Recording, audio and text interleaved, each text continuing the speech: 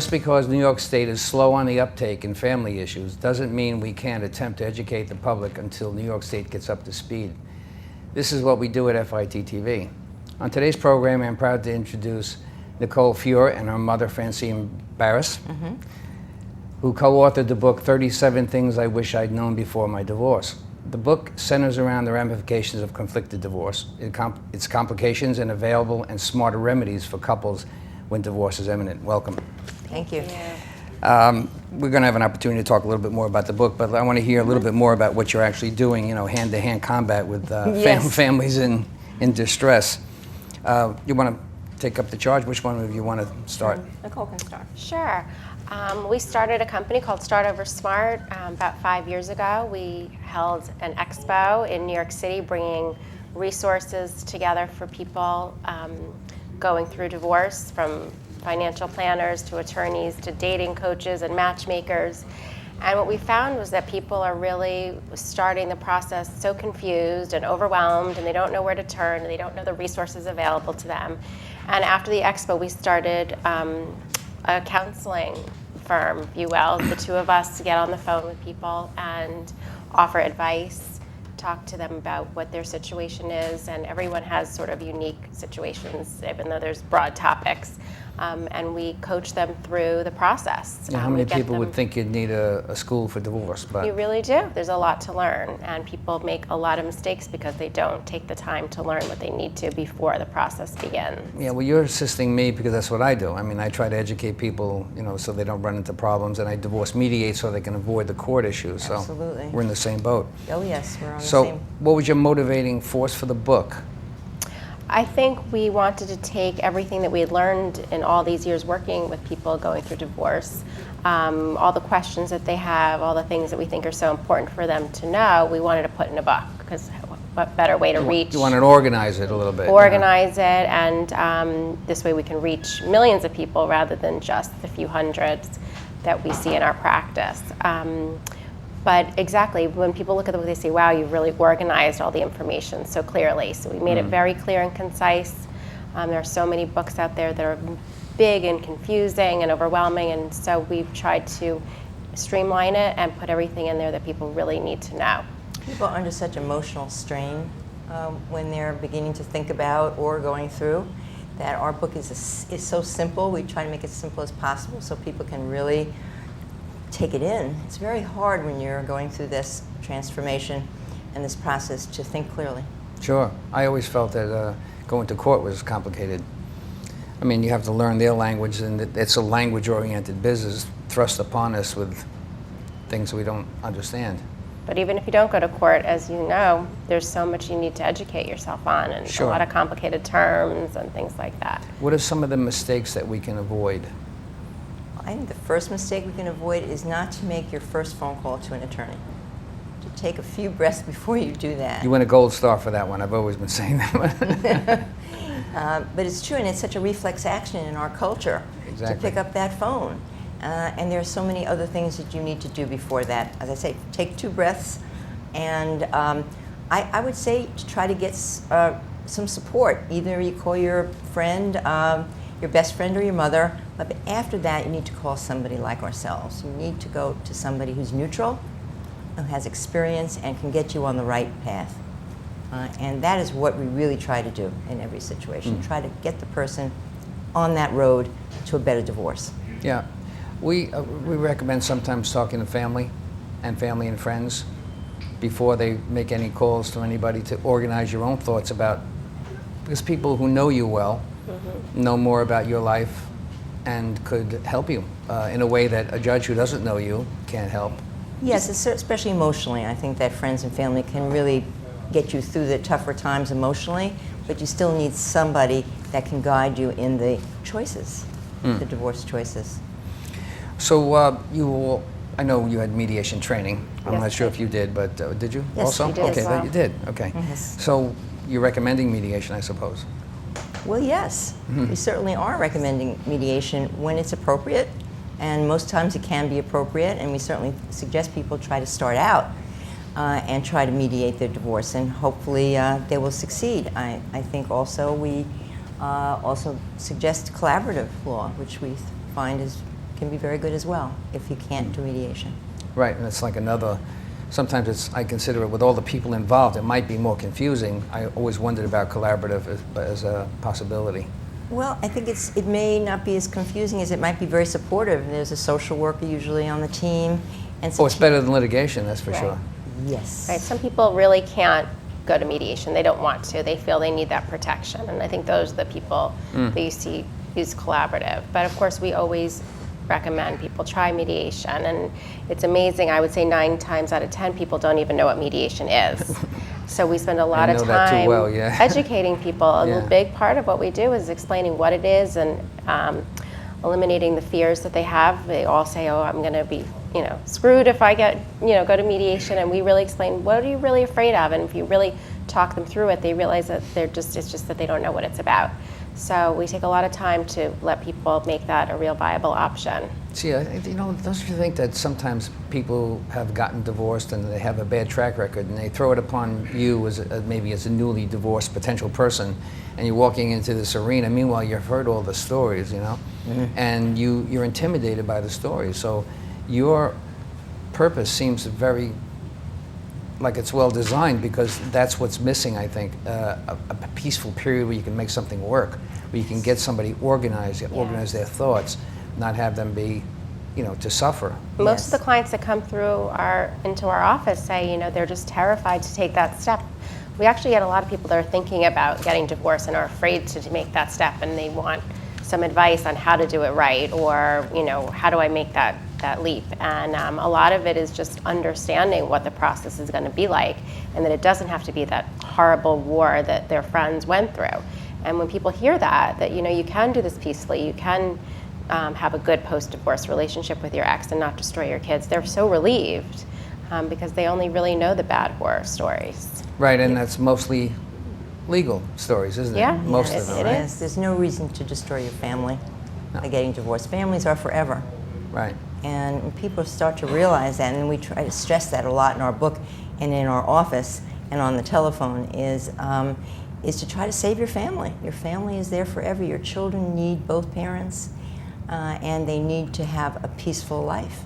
Yeah, doesn't it seem odd that when you come out of court, that joint custody is not really available? And then with mediation, almost, I think 99 out of 100 get joint custody because that's what they prefer. Is it because they're smarter? I mean, not completely, but it's certainly a better choice. The courts make no sense.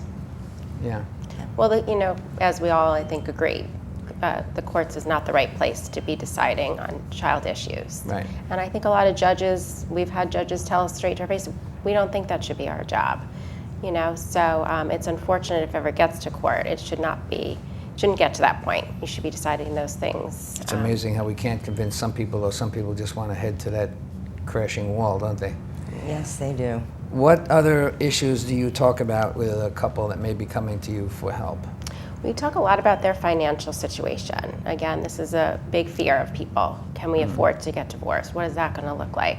And if it's complicated, sometimes we recommend financial planners, and we have, they don't even understand what a financial planner can do for them, so we educate them on that. But we have forms in the book, and a lot of great forms that we give them to help them organize their assets. Something inside the book that walks them through that? Yes. Oh, that's great. Yeah, budget forms, assets, liabilities, their debt and their income. If they really don't have any idea of how much they make and how much they're spending. So we start there and get people really aware of their financial picture, which is crucial, to going forward. Can you guys afford to be a part, and what is that going to look like?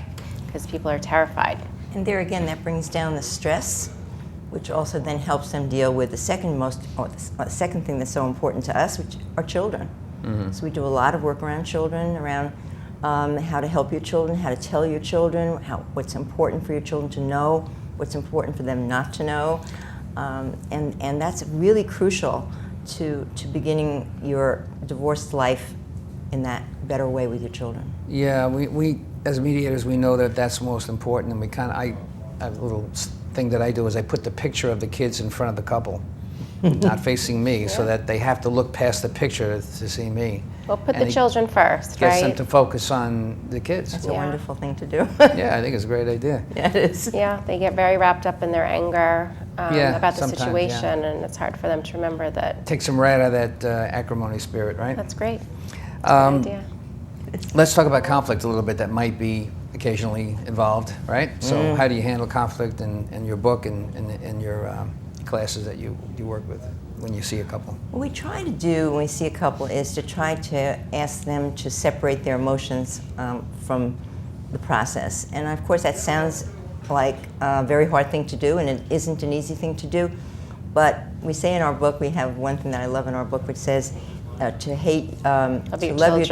children more than you hate your ex. Love your children more than you hate your ex. And that's really what we try to do, is to say, look, you need to separate these emotions out and try to think clearly about your children's future and your future. What kind of a post-divorce life do you want? What do you envision? And once you start to think about that, it does start to make a lot more sense and more logic. Try to bring logic and reason to the process.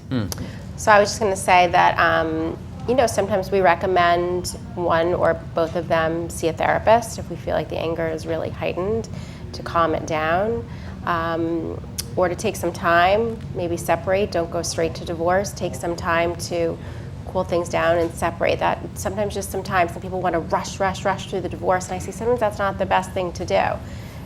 Take some time and calm things down, and then you'll be able to think more clearly and more calmly. I mentioned before about the low conflict, high conflict divorce. Now, is there a difference in how you handle them? Just, obviously there is a difference because, there's less to do with the low conflict divorce, but let's talk about the high conflict divorce, I guess. Yeah, well, the high conflict divorce, again, what we're always trying to do in our office or on the telephone is, again, to try to get the anxiety and the fear down. People are so frightened. They have abandonment issues. They're scared to be alone. They're frightened of their future. They're frightened of their finances. What's going to happen to me? If you can try to discuss that with somebody, try to calm it down, try to get it into better perspective, then you have a better chance of having a low conflict situation. Mm-hmm. Is that what you find more often than others? Do you find more high conflict than? If they come through our office, we get more low conflict because we're really about having a peaceful divorce, right? That was really sort of our motto and what we're trying to instill. So we rarely get people coming in, especially as a couple, that are high conflict. I will get a lot of people, one individual saying, my ex is being irrational or out of hand, and she's looking for support and advice on how to handle that. But mostly we get couples coming into our office saying, can you help us do this the right way? Can you educate us? And when I bring up mediation, then they get very excited about that idea, and then we get them on that path. Once they're sort of in the mediator's hands, our job is pretty much done, and we've given them the education that they need. But we'll rarely see a high conflict couple come into our office. Does anybody come to you saying that they're not sure whether they want to stay in the marriage or not, in that conflicted stage where they can't pull the trigger? Oh, yes, very absolutely. What's that about? It does take people maybe almost 8 years to make a decision to get a divorce. They're thinking about it for that long length of time as an average. Wow. Which is kind of... That's crazy. Yeah. It's a very courageous step. It's a frightening step. Sure it is, yeah. Yeah, and so by the time people do reach that conclusion, when they end up in our office, they're ready to make the step. To decide? Yeah. Mm-hmm. Or what we do, what I've found is the people that are still conflicted, it's, as I said, and I think I said already, that they're afraid. So we talk a lot, what is your fear? And it's usually, are my kids going to be okay? And can I afford to get divorced? So once we kind of go through all the things we talked about, yes, your kids can be okay if you do this. If you act like a lunatic and you fight all the time, no, they may not be okay. So I talk about what they can do to make it okay for themselves and their children. Interesting title. Yeah, when you think about it, it's an interesting title, and I think it's going to grab a hold. How long has it been out? Only about 5 months. Mm-hmm. It's fairly new, and we're doing really well with that. I think people really relate to the title because there are things that people often say they wish they had known. They go through their divorce and they say, I didn't have a book like this. I wish somebody had explained this to me. I wish, You bet, yeah.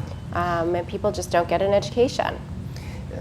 Anecdotally, we meet so many people that say to us, "Oh, where were you when I was getting divorced? I bet, yeah. I got killed. Right. Lost my fortune. I lost my children. I litigated for 5 years. I didn't even know about mediation, things like that. Yeah, years ago, they didn't run to a family court. I'm talking about before you were born, but they didn't do that. And since '64, when they established a family court, people started to fill it. Seems like it's there, so we might as well use it. Is there anything out of your book that you've missed in our last 3.5 minutes here that you want to add about telling us about the book? So it's kids, it's if you read our book, it will definitely save you time on your divorce, because what we try to do is take some of the work out of it that you might do with an attorney or a mediator, so you're going to save time, you're going to get organized. You're going to save money because you are going to get good financial advice. That does save money. Yeah, no question about it. The financial part of it is something it's intriguing to me, because I don't ordinarily step into that environment, in a mediation, because we're not really talking all that much. We're really just listening. But I think it's an integral part. Sooner or later we have to get into that, usually at the backside of it. Right. So knowing this up front is probably a big advantage. Well, it's a stress reliever for people. As I said, I'd say most people don't want to get divorced because they're terrified of what it's going to do to their finances. So once they see on paper, here's what I have, here's what I'm going to have, here's what I'm going to be spending. I even tell them, go and find an apartment. Where are you going to live? What are your expenses going to be? Let's look at that. And it really calms people down. It makes them feel a little bit more, ready to go in that direction. Last comment in the closing minute. Anything else you'd like to say about your book? It was a good book. I just wish everybody would put it in their pocketbook or their briefcase on the way to work and carry it around and keep looking at it and writing notes in it. We're going to add it to our recommended list, which we're coming up with now, so I'll make sure you're one of the first books on the list. It's something that's a major league advantage to people stepping into divorce. Thank you very much, Francine and Nicole. I appreciate your effort here. Thank you for having us. Yeah, thank you so much for this. this. This is your copy, please. Oh, thank you very much. Yeah, that's great. Did you sign it? Yes, we did. Oh, good girls. Societal and political trends are rapidly breaking down the family that once was a cornerstone of our great American culture. On FIT, we proudly march toward changing the direction of our divorce culture. That's what you do too. We always invite all opposing views. At FIT, you can get us on YouTube, select channels, and then look at my picture, my ugly picture, and click on yes, and you'll get the rest of our shows. Thank you very much for watching FIT TV, and we'll see you again next week.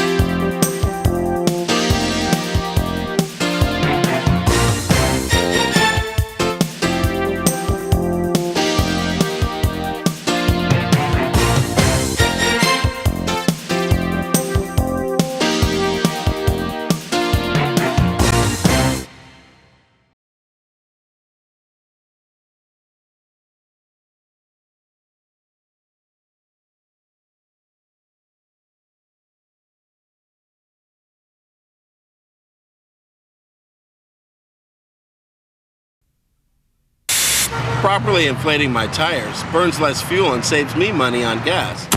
Yeah, I'm saving Mother Nature from pollution, but more importantly, she saved me $11. Ow! Environmental defense. Get green. By keeping my car regularly tuned, I save money on gas and repairs. That also means cleaner air. You know, feels good to help save the cash, planet. Environmental defense. Get green. For more tips, go to getgreen.com. Introducing the all-new Enclave. It's a minivan to the max, with features like remote control sliding rear doors, 150 cable channels, a full sky view roof, temperature-controlled cup holders, and the 6-point navigation system. It's the minivan for families on the go.